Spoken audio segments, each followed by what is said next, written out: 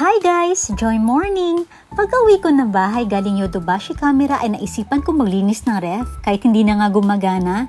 Hindi ko nga natapos dahil may school meeting at sumama na din si Kent kasi after meeting ay gusto niya mag-aral magbike sa park malapit lang dito sa lugar namin.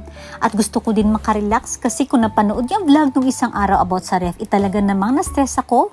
Hindi na muna ako bumili kasi wala pang budget.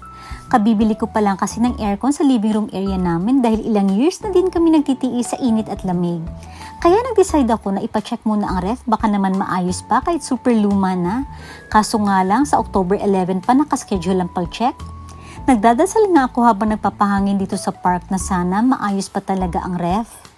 Pagka-uwi namin ni Kent, di ko alam kung bakit naisipan kong ibalik ulit ang plug ng ref kahit 72 hours na siyang hindi gumagana. Nagdasal talaga ako bago ibalik ang plug at laking gulat ko.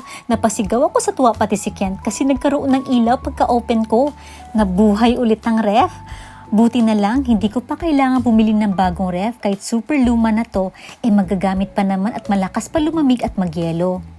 Ang tibay talaga kapag Japan-made at sa mga nagtatanong, Mitsubishi po ang brand ng ref na to at 20 years old na. 15 years ko na siyang ginagamit.